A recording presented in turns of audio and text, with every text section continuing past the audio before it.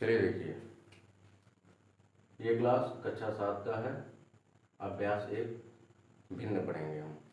भिन्न में क्या है? भिन्न किसे कहते हैं? एक संख्या जो a बटे b के रूप में होती है, जहाँ b ये b is not equal to 0, यानी कि हर जो है वो 0 नहीं होना चाहिए, भिन्न कहलाती है। किसी भी संख्या को, दो संख्याओं को जब हम बटे के रूप में लिखते हैं तो उसी को भिन्न कहते हैं, जहाँ हर जो है वो 0 नहीं होना चाहिए। भिन्न a को, ये a बटे b है, a को अंश और b को हर कहते हैं। अब भिन्न के प्रकार में पहला है उचित भिन्न। उचित भिन्न क्या होता है? ऐसी भिन्न जिनके अंश हर से छोटे हों। अंश जो होता है वो हर से छोटा होना चाहिए, उचित भिन्न कहलाती है।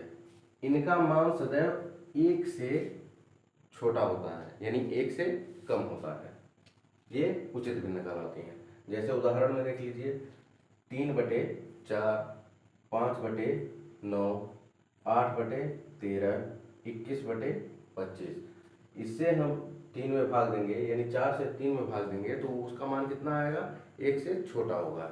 और देखिए यहाँ अंश जो है वो हर से छोटा है, यहाँ भी अंश हर से छोटा है, अंश हर से छोटा है, अंश हर से छोटा है। जब भी अंश हर से छोटा होगा तो उसका मान 1 से कम होगा। दूसरा है विषम भिन्न। विषम भिन्न किसे कहते हैं? उचित भिन्न को हम समभिन्न भी कह सकते हैं। ऐसी भिन्न जिनके अंश हर से बड़े होते हैं। यहाँ क्या था? अंश हर से छोटा, लेकिन विषम भिन्न में क्या होगा कि अंश हर से बड़ा होना चाहिए, तो वो क्या कहलाएंगे? विषम भिन्न कहलाएंगे, यानी विषम भिन्न कहलाती हैं। इनका मान सदैव 1 से बड़ा होता है। यहाँ था 1 से छोटा होता है और यहाँ 1 से बड़ा होता है।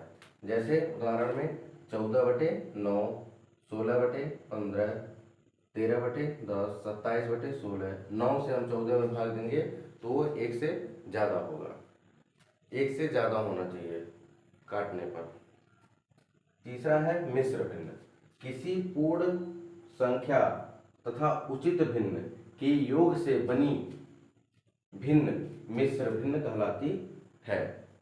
यानी कि पूर्ण संख्या हो और उचित भिन्न, ये वाला पहला वाला, इनके योग से बना हुआ भिन्न मिश्र भिन्न कहलाता है। जैसे एक सही, इसको हम सही में लेते हैं। मिश्र भिन्न जो होता है वो सही में आता है। 1 सही 2/3। अब क्या होता है इसमें, जो ये योग कर रहा है, 3 का गुणा 1 में होता है, 3 एकन्ना 3, और 2 को हम जोड़ देते हैं, 3 2 5/3 हो जाता है। तो इस तरीके से 1 सही 2/3, 3 सही 1/5, 9 सही 3/4, 19 सही 1/8। इस तरीके से सही में जब रहता है तो इसको हम क्या कहते हैं? मिश्र भिन्न कहते हैं। इसको हम एक नाम और दे सकते हैं, इसका एक नाम और होता है, क्या होता है? संयुक्त भिन्न। तो ये 3 हो गए।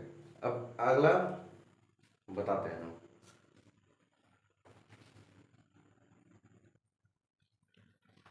चलिए आगे बढ़ते हैं। 3 भिन्नों के प्रकार हम बता दिए। चौथा भिन्न है दशमलव भिन्न। दशमलव भिन्न क्या होता है? वे भिन्न जिनके हर 10, 100, 1000 आदि होते हैं, मतलब 10, 100, 1000, 10,000 हर में, तथा अंश पूर्ण संख्या है, दशमलव भिन्न कहलाती है। जैसे 4/10, 9/100, 6/1000, 193/10,000। बटे में इस तरीके से रहना चाहिए, वे दशमलव भिन्न कहलाती हैं। फिर है समतुल्य भिन्न। समतुल्य भिन्न का मतलब क्या होता है? किसी भिन्न के अंश तथा हर को समान अशून्य संख्या से गुणा या भाग करने पर प्राप्त भिन्न समतुल्य भिन्न होती है। मतलब मान लीजिए 4/7 दिया है, इसमें हम गुणा करवा रहे हैं 2 से, अंश और हर में दोनों में 2 से ही गुणा करवा रहे हैं। 2 से गुणा करवा रहे हैं, फिर यहाँ 3 से गुणा करवा रहे हैं, फिर यहाँ 4 से गुणा करवा रहे हैं, तो इसका जो मान होगा, जो मान आएगा उसको फिर काटने पर हमको मिलेगा कितना, 4/7। तो ये है समतुल्य भिन्न। किसी भी लगातार किसी भी संख्या से हम गुणा या भाग करवाते हैं तो हमको वही संख्या फिर मिलेगी, तो यही होता है समतुल्य भिन्न। इसमें देखिए दिया है, किसी भिन्न के अंश तथा हर को समान अशून्य, समान होना चाहिए, समान अशून्य संख्या से गुणा या भाग करने पर प्राप्त भिन्न समतुल्य भिन्न होता है। फिर छठवां नंबर है समान भिन्न। तो समान भिन्न में ज़्यादा कुछ नहीं है, ऐसी भिन्न जिनके हर समान हो, जिनके हर, मान लीजिए 3-4 भिन्न दिया है, उनके हर समान है तो वे क्या होंगे, समान भिन्न होंगे। जैसे 3/17, 5/17, 15/17 और 8/17, ये सारे भिन्नों के हर क्या है, समान है, तो ये होंगे समान भिन्न। असमान भिन्न, ऐसी भिन्न जिनके हर असमान हो वे असमान भिन्न कहलाती हैं। समान भिन्न में क्या था कि हर समान होना चाहिए, लेकिन असमान में क्या है कि हर बराबर न हो, हर समान न हो, तो असमान भिन्न कहलाती हैं। जैसे 4/15, 6/13, 9/20 और 5/38 आदि। इस तरीके से ये 7 भिन्न हैं। एक भिन्न और बची हुई है, उसको भी बताते हैं।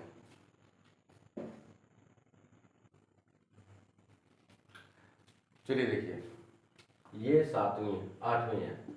8वीं भिन्न है, भिन्नों के प्रकार में 8वां भिन्न है रूढ़ भिन्न। रूढ़ भिन्न का मतलब क्या होता है, एक भिन्न a/b, कोई भी 2 संख्याएं हैं उनको हम बटे में 1/2 इस तरीके से लिख देते हैं, तो ये भिन्न हो जाती है। तो एक भिन्न a/b रूढ़ भिन्न कहलाती है। कब कहलाती है, यदि अंश और हर यानी a और b, a अंश है, b हर है, अंश और हर यानी a और b का म से निकालने पर कितना आना चाहिए, 1 हो। 1 अगर आ जाता है, केवल 1, तो वो रूढ़ भिन्न कहलाती हैं। ये है भिन्नों के प्रकार। भिन्न और भिन्नों के प्रकार आपको समझ में आ गया होगा। अब इसके बाद हम प्रश्नावली पे चलेंगे अगले वीडियो में। 1, ये देखिए अभ्यास 1 है, उसमें एक्सरसाइज नंबर 1.1 अगले वीडियो में हम आपको बताएंगे।